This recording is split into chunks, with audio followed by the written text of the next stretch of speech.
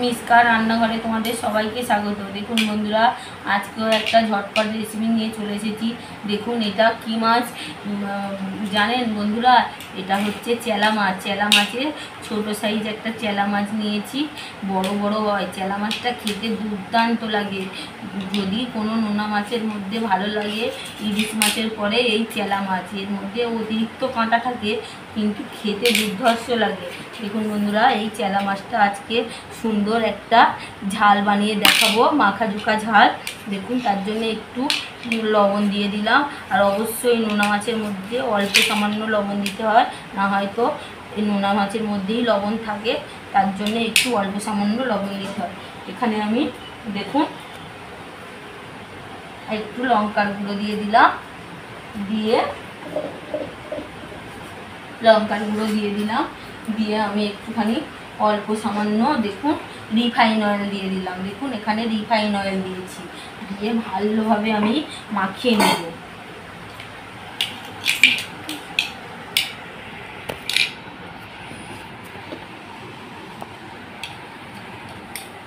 দেখুন ভালোভাবে refine oil দিয়ে মাখিয়ে নিচ্ছি সুন্দর করে।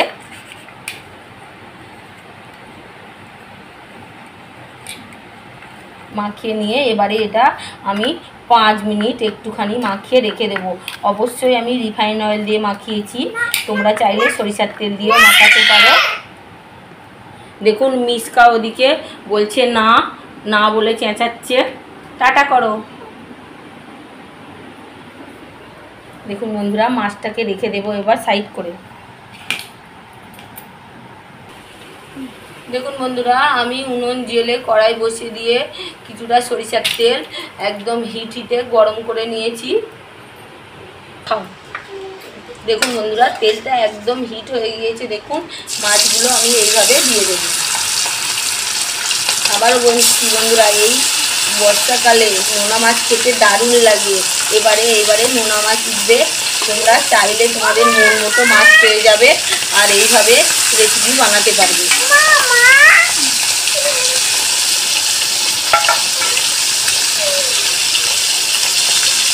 দেখুন বন্ধুরা, এক পিঠ আমার হয়ে গিয়েছে। দেখুন এইভাবে আর এক পিঠ আমি উল্টে দিয়ে আবারও এক পিঠ হওয়ার অপেক্ষা করব।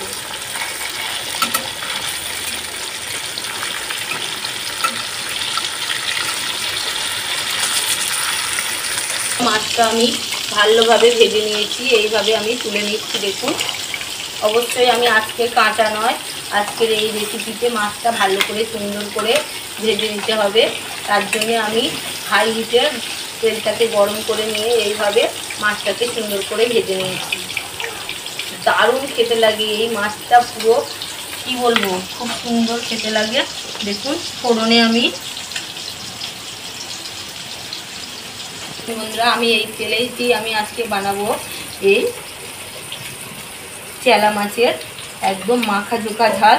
দেখুন তার জন্য একটা শুকনো লঙ্কা দিয়ে দিয়েছি, 2-3টে ছোটো এলাচ, একটু লবঙ্গ আর একটা ছোট সাইজের তেজপাতা।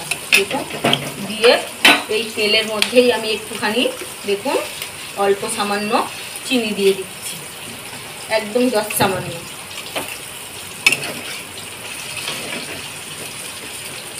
তারপরে দেখুন ফোড়নটা আমার হয়ে এসছে, এর মধ্যে আমি দিয়ে দিচ্ছি কিছুটা পেঁয়াজ কুচি, ছোটো একটা কাঁচা লঙ্কা।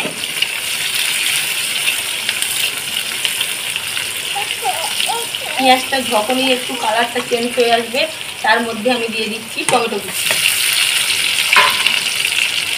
তারপরে এখানে পরিমাণ মতো লবণ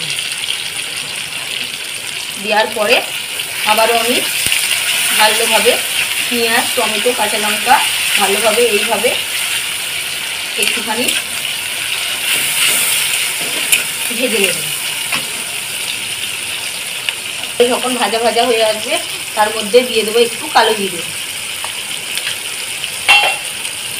তারপরে আমি দেব কাঁচা লঙ্কা, আদা, রসুন আর একটু গোলমরিচ বাটা।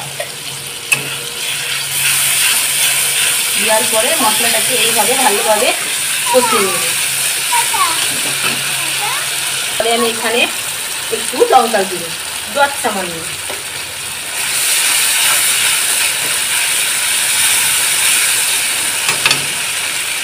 দেখুন মশলাটা আমার কষে এসছে, একদম মশলা থেকে তেল ছেড়ে দিয়েছে। এর মধ্যে দিয়ে দেব পরিমাণ মতো হলুদ গুঁড়ো, জিরে ধনে আর গোলমরিচ আর একটা সামান্য এলাচ দিয়েছি, দিয়ে একসাথে বেটে নিয়েছি। দিয়ে আবার আমি এইভাবে মশলার সাথে কষিয়ে নেব। দেখুন মশলাটা আমার কষানো হয়ে গিয়েছে। এর মধ্যে আমি দেখুন আমি অল্প সামান্য জল দিয়ে দেব। জলটা দেওয়ার পরে এইভাবে একটু নেড়ে চেড়ে দেবো, দিয়ে একটু ঝোলটাকে ফুটতে দেবো, আর একটু জল দিয়ে দেবো, দিয়ে একটু ঝোলটাকে আমি ফুটতে দেবো। বন্ধুরা আজকে কোনো টক দই বা দেখুন লেবু রস কোনো কিছু দেবো না, একদম নর্মালভাবে, বা পোস্ত বাটা সর্ষে বাটা কিছুই দেবো না। আজকে একদম নর্মালভাবেই আজকে এই দেখুন এই মাছের এই মাখা জোকা ঝালটা বানিয়ে দেখাবো। তার জন্য মাছটাকে আমি সব এর মধ্যে দিয়ে দিচ্ছি।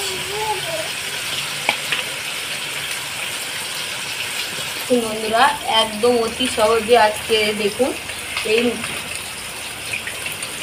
বন্ধুরা অতি সহজে আজকের এই চেলা মাছের এই মাখা জোকা ঝালটা আমি বানিয়ে নিয়েছি। দেখুন দেখতে কত সুন্দর লাগছে, খেতে ওরকম দুর্দান্ত লাগবে। একবার হলেও এই নোনা মাছের সিজনে এই বর্ষাকালে এইভাবে বানিয়ে নিও, খেতে দারুণ লাগে। সবাই ভালো থাকবে, সুস্থ থাকবে, আর এইভাবে মিষ্কার রান্নাঘরের পাশে থেকো। আর যদি ভালো লাগে অবশ্যই অবশ্যই লাইক করো, শেয়ার করো আর কমেন্ট করো। আর মিষ্কার রান্নাঘরে নতুন নতুন সদস্য হলে এরকম নতুন নতুন রেসিপি পেতে সাবস্ক্রাইব করে দিও। সবাই ভালো থেকো, সুস্থ থেকো, আর এইভাবে সবার পাশে সবাই সব বন্ধুদের বলছি সবাই সবার পাশে থেকো, আর সবার চলার পথ অতি সহজ করে দিও।